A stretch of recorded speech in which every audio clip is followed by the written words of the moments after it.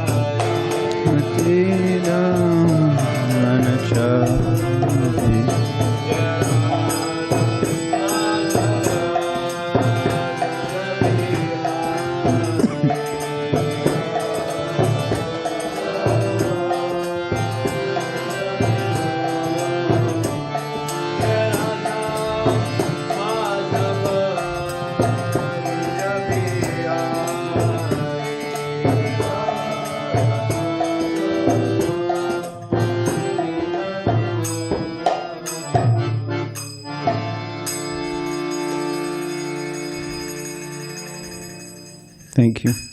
Jayam Vishnupad Paramahamsa Pravarkacharya Ashrutasha Shri Srimad A.C. Bhaktivedanta Swami Maharaj Prabhupada Ki Jai. ISKCON founder Charya Srila Prabhupada Ki Jai. Jayam Vishnupad Paramahamsa Pravarkacharya Ashrutasha Shri Srimad Bhaktisiddhanta Saraswati Goswami Maharaj Prabhupada Ki Jai. Namacharya Srila Hridaya Chaitanya Ki Jai. Prem se ko Shri Krishna Chaitanya Prabhu Nityananda Shri Advaita Gadadhara Shivasari Gaura Bhakta Vrinda Ki Jai. Shri Shri Radha Krishna Gopa Gopinath Shamakun Radhakun Giri Govardhana Ki Jai. Shri Mayapur Dham Ki Jai. Shri Vrindavan Dham Ki Jai. Jagannath Puri Dham Ki Jai. Ganga Mai Ki Jai. Yamuni Mai Ki Jai. Bhakti Devi Ki Jai. Tulsi Devi Ki Jai. Anantakoti Vaishnav Vrinda Ki Jai. Shri Harinam Sankirtan Ki Jai. Grantaraj Srimad Bhagavatam Ki Jai. Samaveda Bhakta Vrinda Ki Jai. Gaura Pramanande. All glories to assembled devotees. All glories to the assembled devotees. All glories to the assembled devotees. All glories to Shri Guru and Shri Gauranga. All glories to Shri Prabhupada. Om Namo Bhagavate Vasudevaya. Om Namo Bhagavate Vasudevaya. Om Namo Bhagavate Vasudevaya. Om Namo Bhagavate Vasudevaya. Om Namo Bhagavate Vasudevaya. So today is the very auspicious celebration of Sri Balaram Rasa Yatra, the appearance of Vamsivadana Thakura and Shyamananda Prabhu. So we'll be reading about them. The verse. Should we do the verse first? Well, you can do it. You're reading first. We should do that. Okay. So it's a short summary. Krishna performs Ras Leela of two varieties, one in the autumn season and one in the spring season. On Vaishakha Purnima, Balaram also performs Ras dance at this time. In order to keep the gopis in Vrindavan satisfied, Lord Balaram stays there continually for 2 months, namely the months of Chaitra and Vaishakha. For those 2 months he kept himself among the gopis and he passed every night with them in the forest of Vrindavan in order to satisfy their desire for conjugal love. Thus Balaram also enjoyed the Ras dance with the gopis during those 2 months. Okay. And I'll be reading about these two personalities.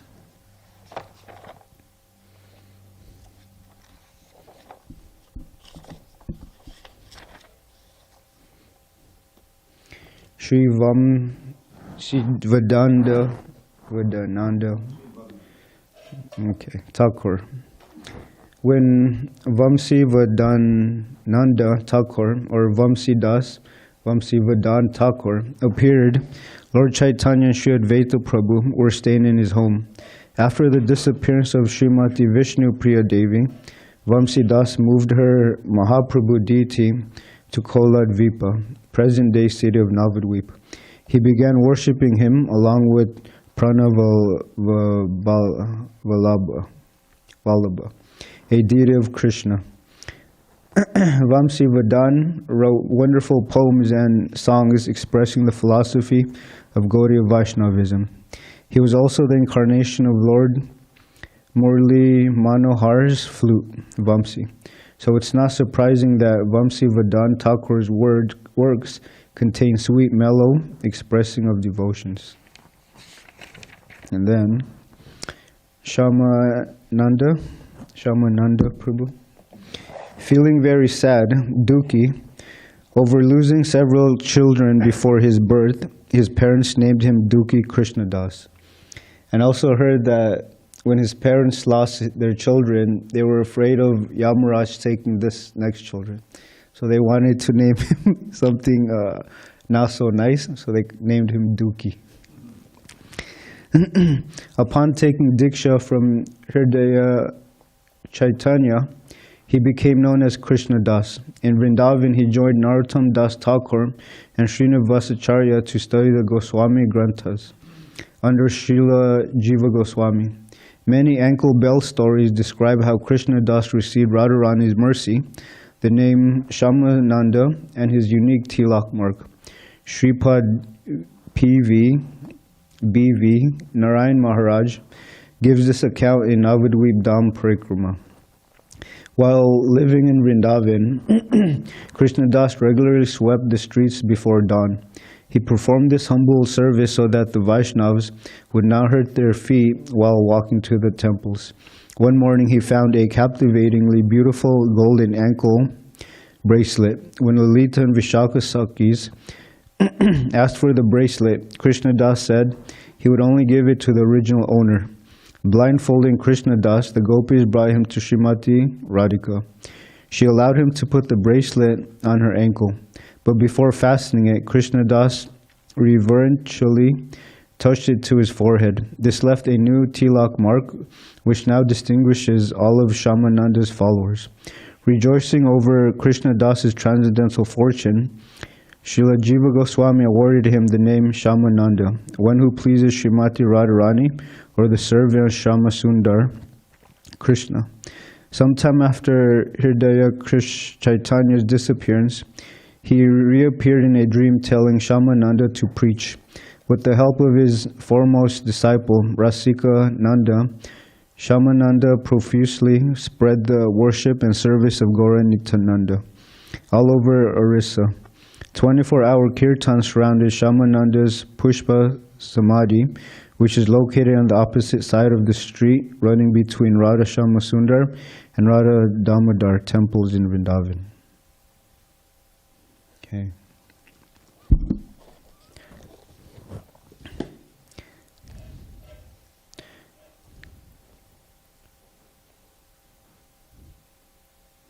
Draveda Prabhu, would you like to chant the Sanskrit?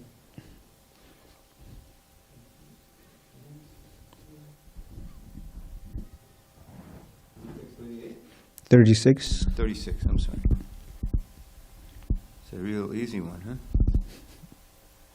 36? Yes. Are you sure? The long one? All right. I thought it was the short one. Let me just increase the size a minute. Okay.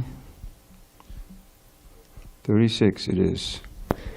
Nahi Varod Ubayam Bhagavat Apamita Gunagana Ishware Navagaya Mahatme Vachina Vikalpa Vitarka Vichara Pramana Bhasa Kutarka Shastra Kalilantak Kadanashriya Duravagraha Vadinam Vivadana Vasara Upadata Samastamayamaye Kevala Evatmamayam Antardayakon Varto Durgata Ibhavati Swarupa Vyabhavat. Thank you. You're welcome. Translation and purport by His Divine Grace. A.C. Bhaktivedanta Swami Srila Prabhupada. O Supreme Personality of Godhead, all contradictions can be reconciled in you. O Lord, since you are the Supreme Person, the reservoir of unlimited spiritual qualities, the Supreme Controller, your unlimited glories are inconceivable to the conditioned souls. Many modern theologians argue about right and wrong without knowing what is actually right. Their arguments are always false and their judgments inconclusive because they have no authorized evidence with which to gain knowledge of you. Because their minds are agitated by scriptures containing false conclusions, they are unable to understand the truth concerning you. Furthermore, because of polluted eagerness to arrive at the right conclusion, their theories are incapable of revealing you, who are transcendental to their material conceptions. You are one without a second, and therefore in you, contradictions like doing and not doing, happiness and distress are not contradictory. Your potency is so great that it can do and undo anything as you like. With the help of that potency, what is impossible for you? Since there is no duality in your constitutional position, you can do everything by the influence of your energy. The Supreme Personality of Godhead, being self-sufficient, is the purport. Thank you. The Supreme Personality of Godhead, being self-sufficient, is full of transcendental bliss, Atma Rama. He enjoys bliss in two ways, when he appears happy and when he appears distressed. Distinctions and contradictions are impossible in him, because only from him they emanated. The Supreme Personality of Godhead is the reservoir of all knowledge, all potency, all strength, opulence, and influence.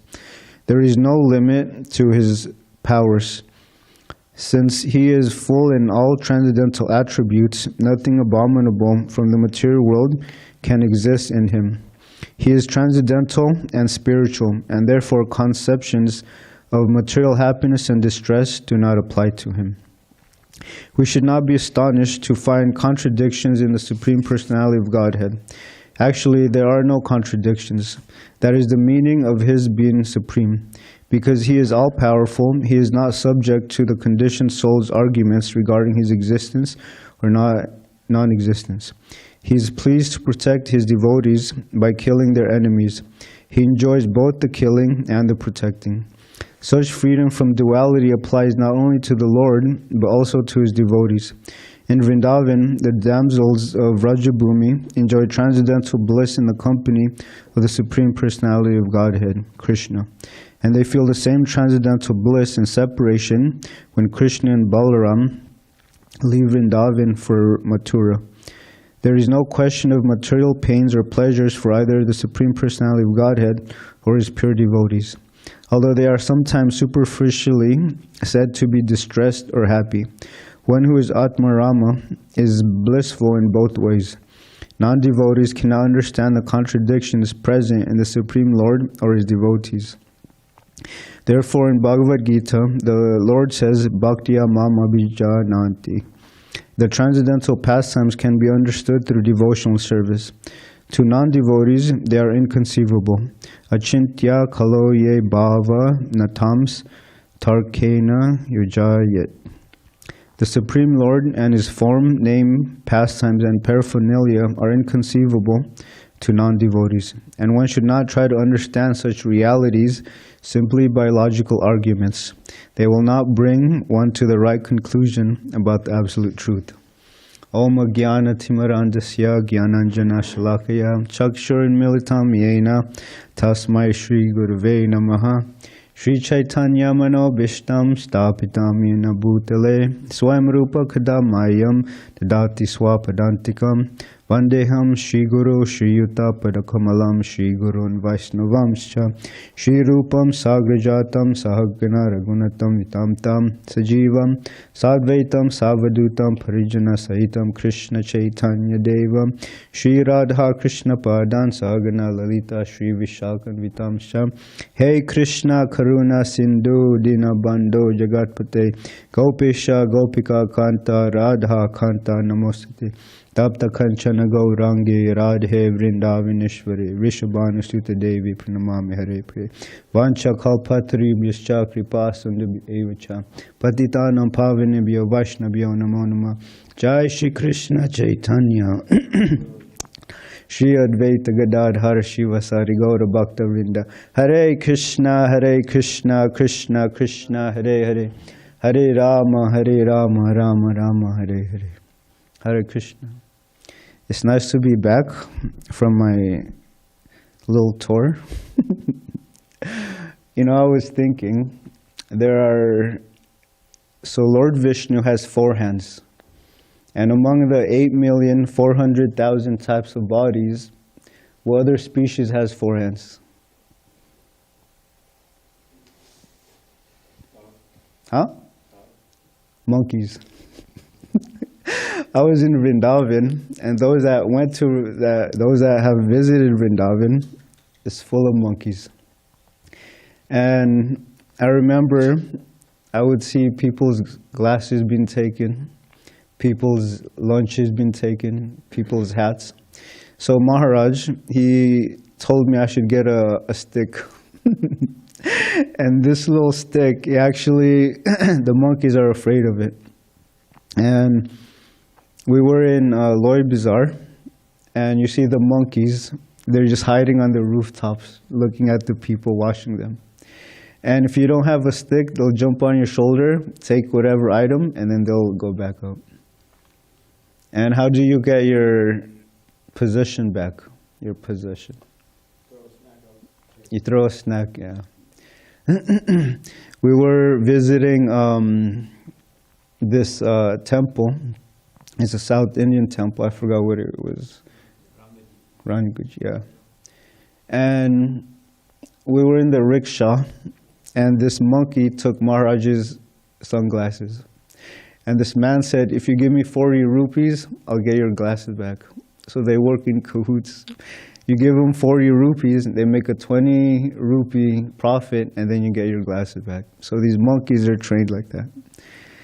So this verse is talking about contradictions and not being able to understand Krishna as he is.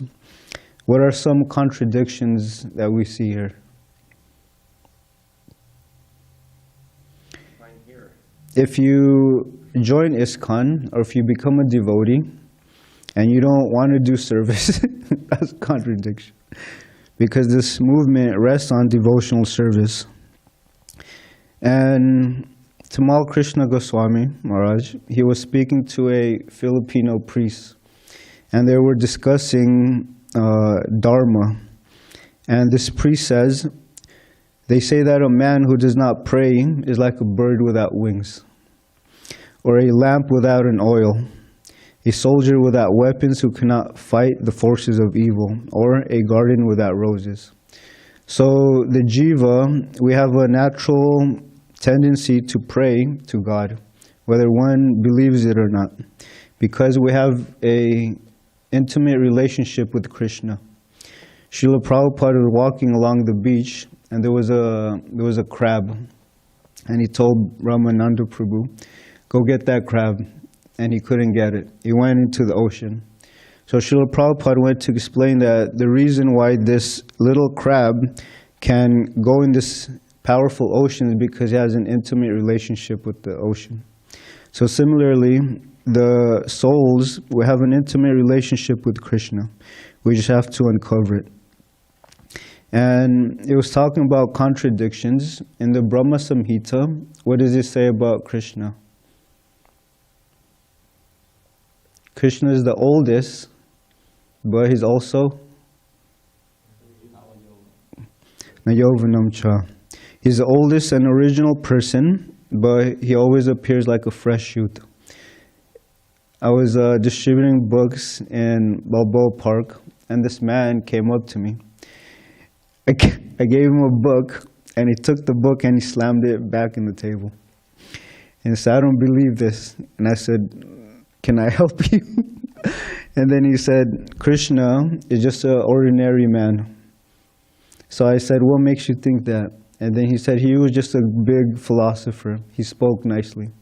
but he doesn't know the pastimes of Krishna. Krishna lifting Govardhan hill with his left pinky, dancing with so many queens in Dwarka, expanding himself to 16,108 forms, and dancing on the Kaliya serpent's hoods. These are not ordinary pastimes that a conditioned soul can do. So after trying to convince him, he walked away angry. So there was another man that saw that and he was shaking his head.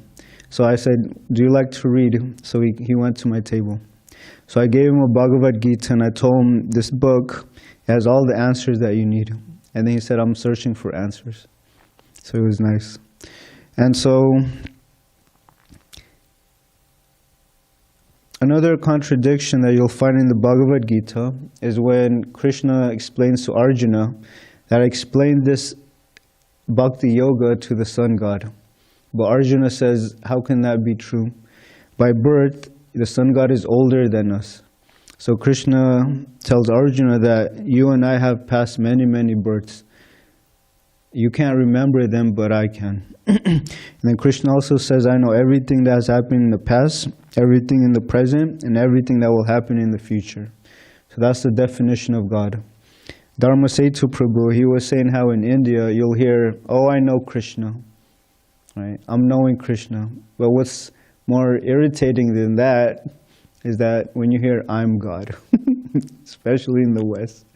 There's so many foolish people that you encounter on book distribution, and they say these types of statements. I'm God. But when you ask them simple thing like Vijay Prabhu, he says, read my mind. They can't do that simple thing. So a lot of people, they have no idea who Krishna is, what Krishna is, and their relationship with Krishna. They're forgetting Krishna. And Krishna is unlimited, and Srila Prabhupada, he also says he is endless. That means he has unlimited friends, unlimited cows, unlimited power, and he also has unlimited mercy. When Sri Chaitanya Mahaprabhu was traveling throughout India, he gave mercy to everyone. Mayavadis, the Buddhists, even Lord Shiva worshippers. They were convinced and they were converted to chanting the holy name of Krishna.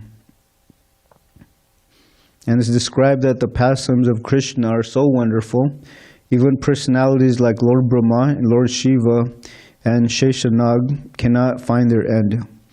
So how can we understand the unlimited, right?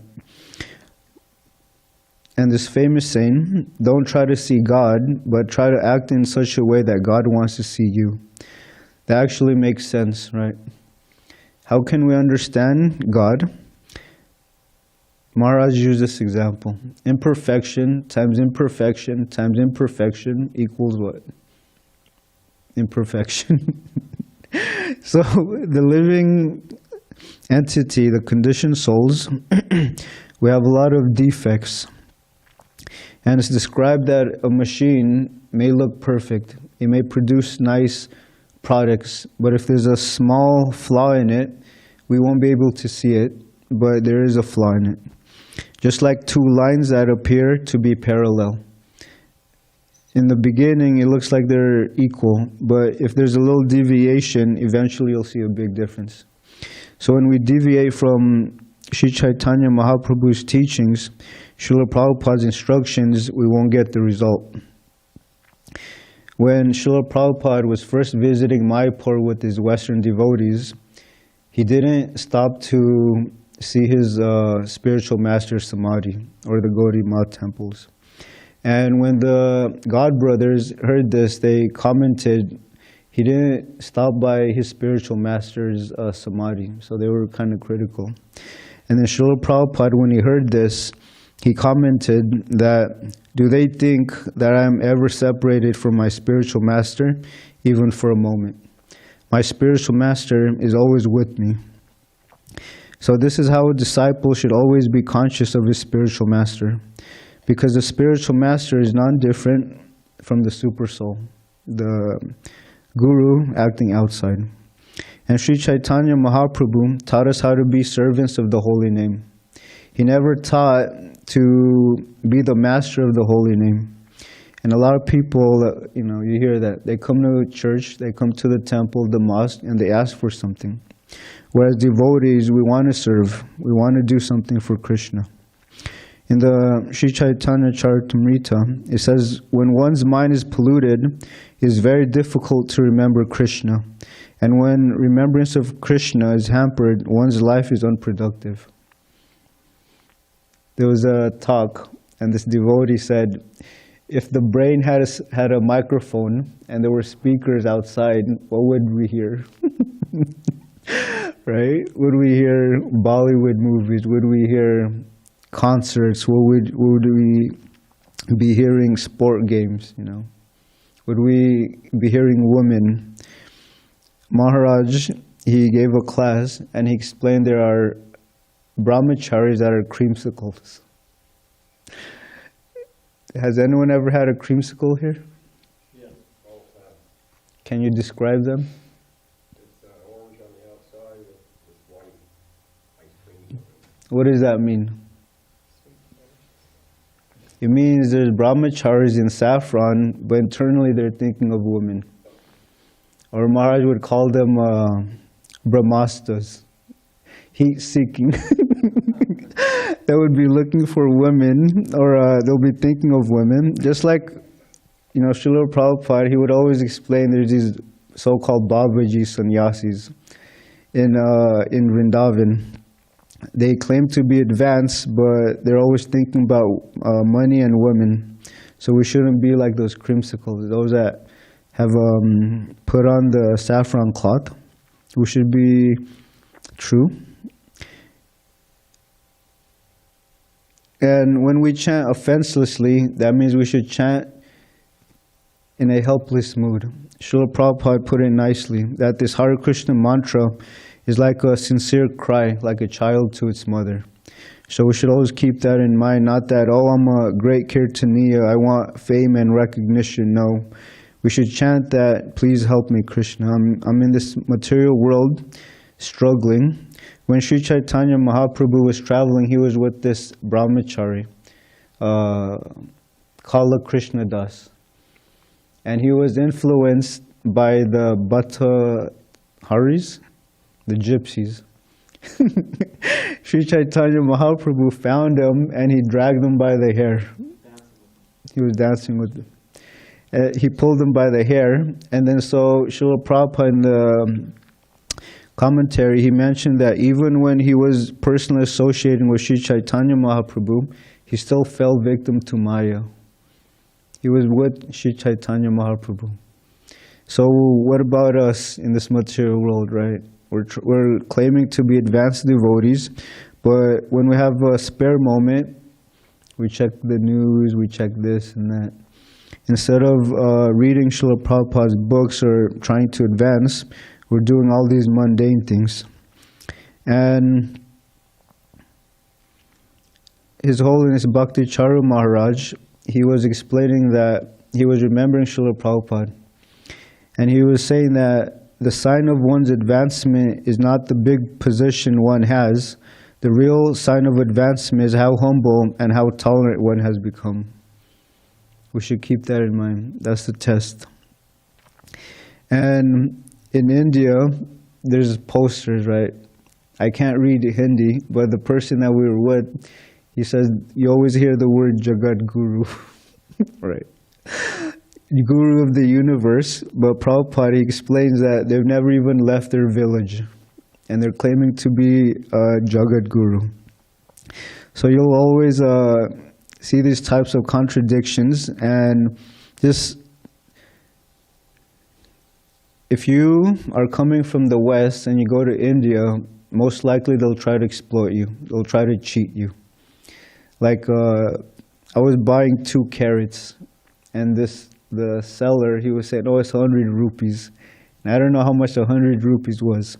So when my friend, when he told him that's too high, he said, okay, 40 rupees. So immediately went down 60 rupees, right? So be careful for those that are traveling to India.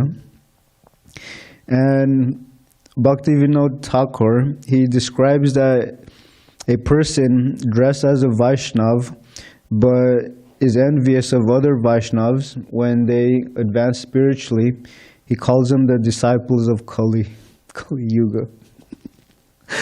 And so when we go out on book distribution, we give hope in a hopeless world.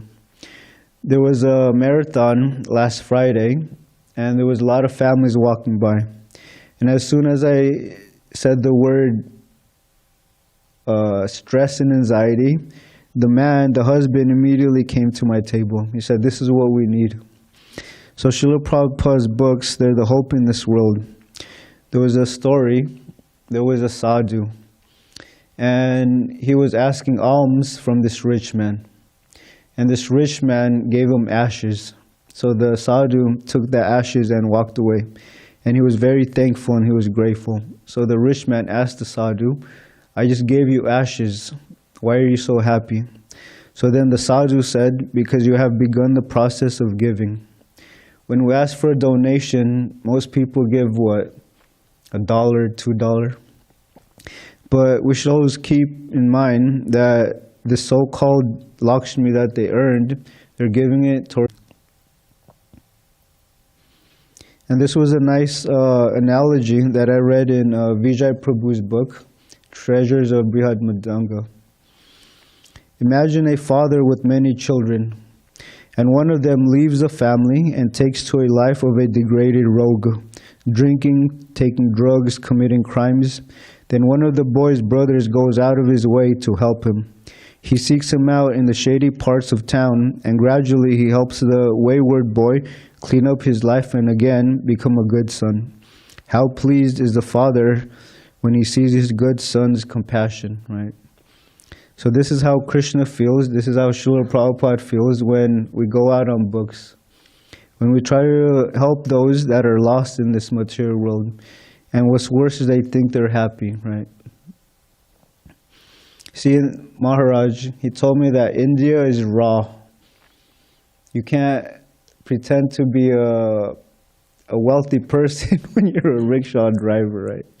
There's no coverings. But here in the West, someone may be dressed very nicely, but he's in so much debt in his credit cards. So India, you can see it like that. You see it for what it is. And I'll talk a little bit more of my travels when I'm done. So we go out and we try to bring back the lost and forgetful sons back to Krishna through the spiritual master, through books, through prasadam.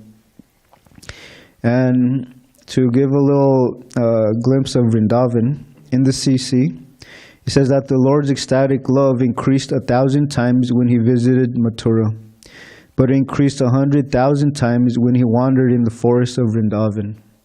So Vrindavan is not an ordinary place. So I'll end with a few of my travels. In Singapore, it's very hot and humid there. 3 o'clock in the morning, I would go for my japa walk. There's a park nearby this nice devotee's house that we were staying. After you take a shower, you're already sweating again. Because 3 o'clock is already 86 degrees in Singapore. And they have a law that if your car is 10 years older, you have to pay a very large amount of fees and maintenance and registration for it. So all the cars are pretty much brand new. So I asked, what do you do with the old cars? And they said, we ship it to Malaysia, like that. And so in Singapore, we don't have an ISKCON temple due to some misunderstanding or some difficulties in the past. So we have this center, it's called Gita Reading Society. And they have the Lord Jagannath deities there. So that's where the devotees gather. And it's in a part where they call it Little India. It's like a little India. There's cows there too. It's amazing. So, and then after Singapore, we went to a place called Burma or Myanmar. And Myanmar is known for gold. They have that golden temple, that Buddhist temple, and we went there. And it's also described that they have a lot of jewels there, precious jewels, stones, things like that. And in Myanmar, we have 12 temples there. In Mandalay, there's a little village called Zaiwadi, something like that. And we have ISKCON temple in that little remote part of Burma. We have a Gurukul there. It's pretty amazing. And then, when I asked the devotees about a washing machine, the first thing he did was laugh. He said, "You don't know how to wash your clothes." So, when I was in Burma and in India, I had to wash my clothes by hand. Remember those good old days? Yeah. And then you hang it in the sun to dry. So it's actually a nice meditation. You know, the West, you know, we have washing machines, we have dryers, we have this and that. So many conveniences. But if you go to Myanmar or India, you have to do it by hand. And in Burma, there's some places where they only get 4 hours of electricity. You have to buy a generator. And those that have joined the military or the government, they get free electricity. So you can imagine. But one thing that stood out to me was this devotee there. He's a very nice devotee. His name is Rasikananda Prabhu. Rasik Shekhar. And he told me that the Indians in Burma is different from the Indians in India. I asked him how.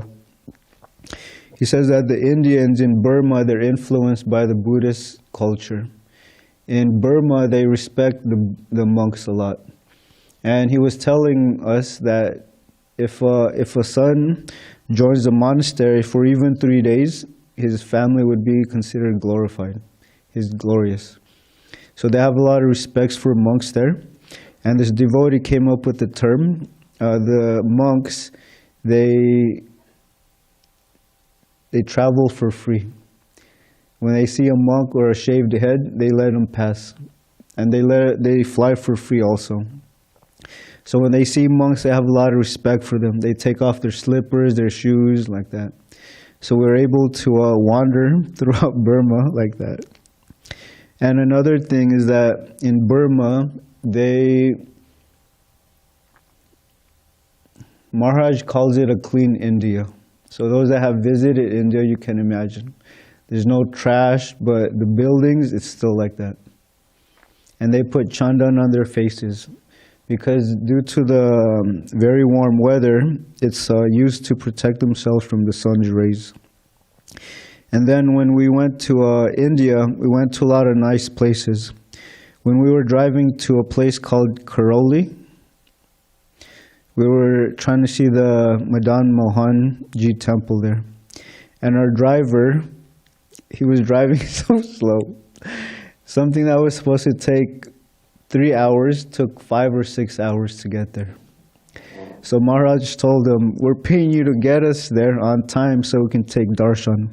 But he still wouldn't budge. He was still driving slow. So we got there very late, but when we got there, we were able to see that city palace. Have you been there, Ramapati Prabhu? Yeah.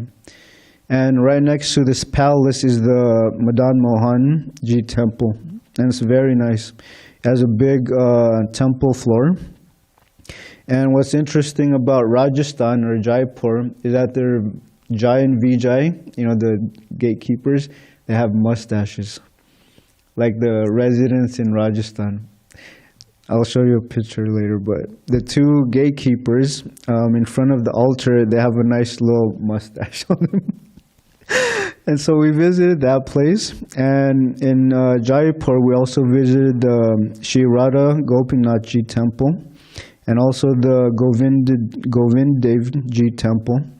And it was the time of Holi, you know, where they throw powdered dye. So you can imagine how difficult that was. And whenever some kid was about to throw dye at us, we would say, "No, no," so they would stop. But when we were offering our obeisances, some of the dye got on our cloth, but it needs to be wet in order for it to get on the cloth. And I'll end here. When we were visiting the Govind Devji temple, we started off in the front row, and then we were going to go around the altar, the temple. And when they saw Maharaj, they asked us to come to the altar like that. So the three of us were able to get on the altar, offer obeisances, offer some prayers, and then right there, they closed the curtains. Right before the curtains closed, they had asked us to get on the altar. It was really nice. It was magical. So anyway, that's my little class. Is there any questions or comments?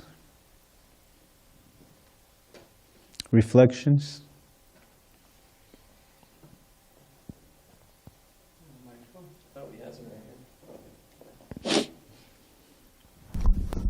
Thanks, Govardhan. Welcome back. Very nice. Thank you for sharing your travels with Maharaj. So you did a good job highlighting contradictions in the beginning, and all contradictions are resolved through the Supreme Absolute Truth. So how is that possible, that contradictions are resolved? Like you mentioned, Krishna is beyond this material world, so all of these so-called contradictions, it emanates from him, so there's no such thing in Krishna.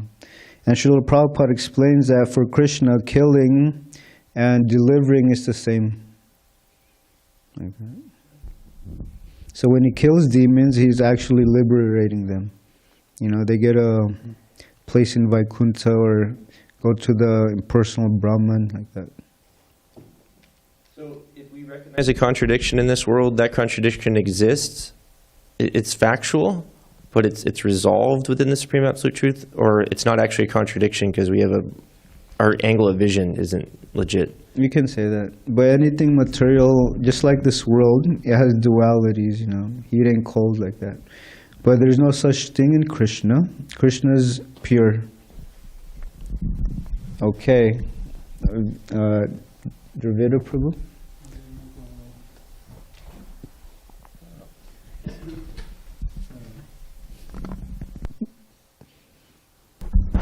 Just like we can ask, are we different from Krishna? Yes. Are we non-different from Krishna? Yes. That's why it's called Achintya Bheda Bheda Tattva, inconceivable, simultaneous, one and different. So yeah, all these, you know, it's classic in the Upanishads. Aparapado Javana Grihita.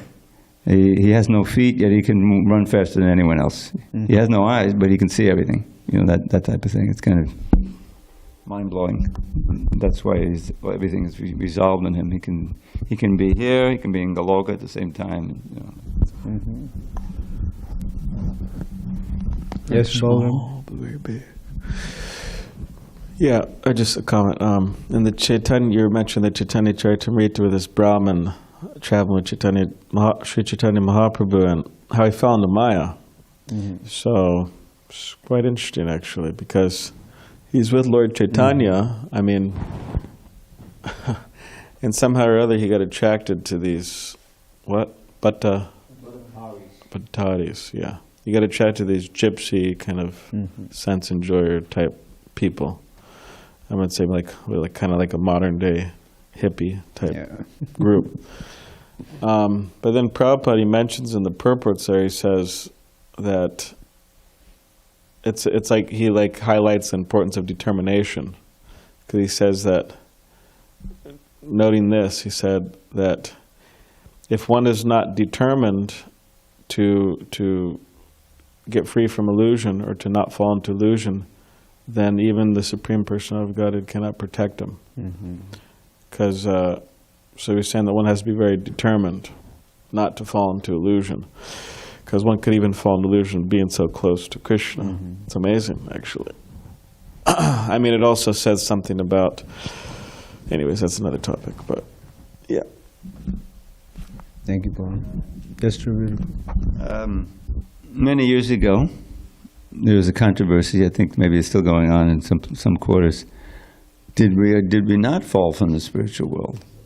Right, the fall of the jiva question. And eventually the GBC put out a book with various authors, leading devotees in the movement who wrote essays and everything.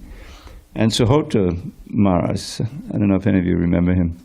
He was kind of a scholar, and he worked in Eastern Europe with Hari K. Swami, and I had some nice relation with him.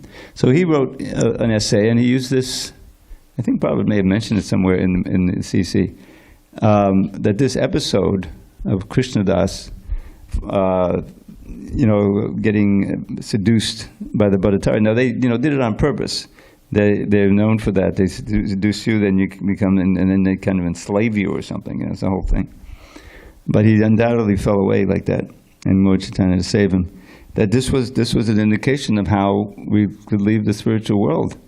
Even though with Krishna we become determined not to stay, but determined to go. And Prabhupada even once evoked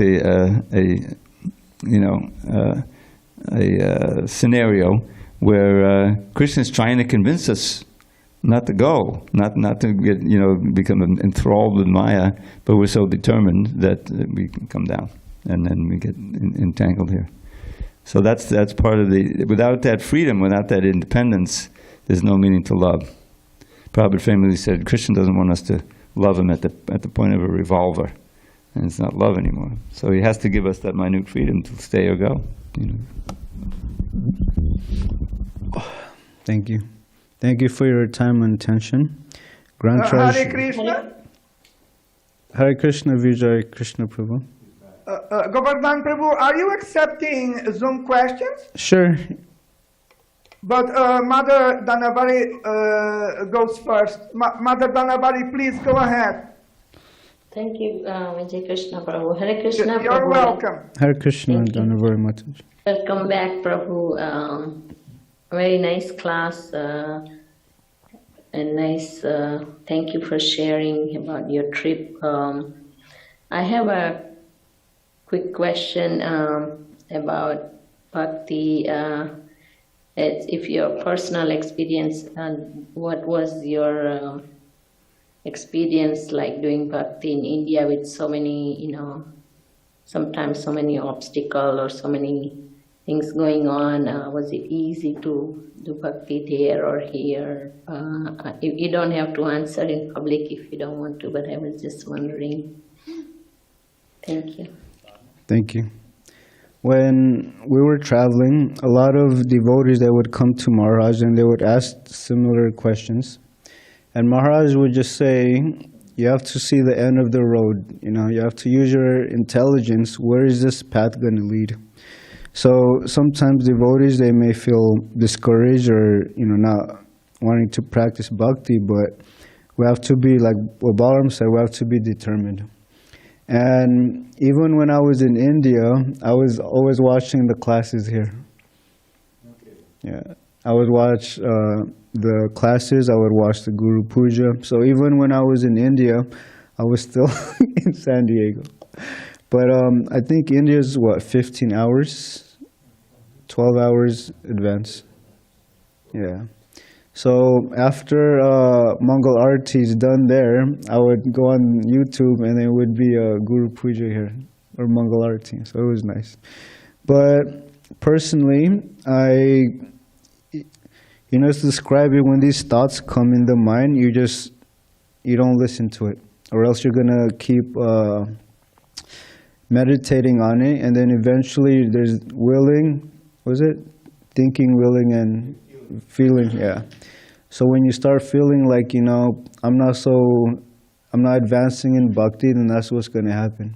But if you're determined to control the mind and to want to reestablish your relationship with Krishna or advance in Krishna consciousness, you also should keep that in mind. I don't know if that answered your question, Mataji. You did, Prabhu. Thank you so much. Hare Krishna. You're welcome.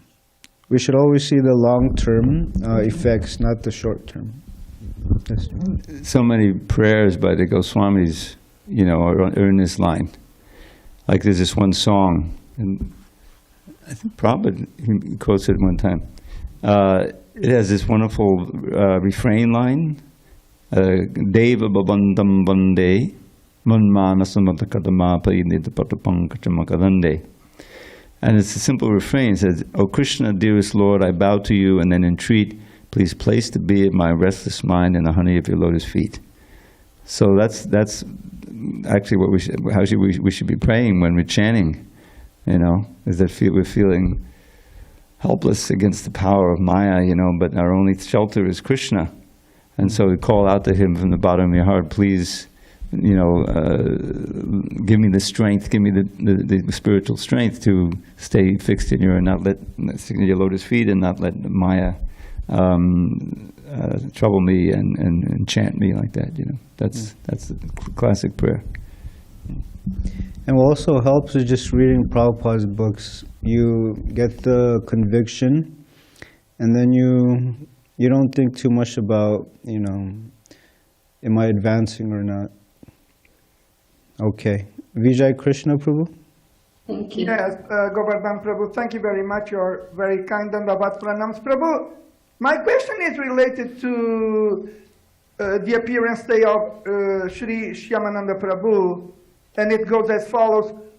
In the biography of Sri Shyamananda Prabhu, extracted from Gaudiya Vaishnava Samadhis in Vrindavan by Mahanidhi Swami, I see that, yes, Shyamananda Prabhu, he did find the golden ankle bracelet of Srimati Radharani.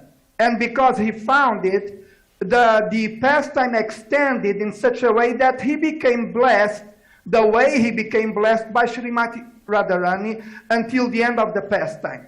So based on this, my question is, what is the reason for these extraordinary pastimes to happen only to a few chosen devotees? Why not to the devotees in general? That is my question. Okay. Well, it's described that Shyamananda Prabhu is actually Manjari. Yeah, he was in his spiritual form. She was a associate of Srimati Radharani. And we actually visited the temple in where is it? Vrindavan? I think it's there. Yeah. Yes. But it's also just to, you can say, encourage us. I was also reading that before his name was changed, Shri Duki Krishna Das, he would carry these heavy loads of water pot on his head to water the garden. And when his spiritual master saw that he had wounds on his head, he was very pleased with him. And so you can tell that his devotion or his, to his spiritual master was very, very nice. So he was awarded this by his spiritual master, and his spiritual master told him, you can learn devotional service through Jiva Goswami. So he had the blessings of his spiritual master. So if we please the spiritual master, Krishna is also pleased, and then he bestows mercy. Dravida Prabhu, do you have something to add to it? Well, I always like to see how the things that we take for granted in this movement are actually miraculous. If you appreciate it in that way, you're always filled with wonder, And actually, the very existence of this movement is totally miraculous. This temple, was once a warehouse or something. It was totally mundane. And Vrindavan Maharaj found it, how it got to... When you read the Lilamrita, for instance, in Prabhupada's life, it's just fraught with all kind of miracles. And the miracles are happening not just to Prabhupada, but in Prabhupada's interaction with the devotees. So I think it's all, in many ways, that's how you see it. We're looking for Krishna jump off the altar and join the kirtan or something, and it's not happening. Well, why I'm disqualified, But just try to see how miraculous it is that you're there and you're seeing Krishna, he's smiling at you, And you can see miracles at every moment. It really is a wondrous thing that we're participating in. And then you're always wonderstruck, and that can rub off to other people. They can also become attracted. Thank you. If I may, like these, the daily Srimad Bhagavatam classes offered to the international community of devotees by ISKCON San Diego, and I thank you very much for that. A miracle each single day of the week. Thank you for that, Dravida Prabhu and Govardhan Prabhu. Wonderful answer to my question. Thank you, Vijay Krishna Prabhu. Okay. You're most welcome. Granth Raj Srimad Bhagavatam ki jai.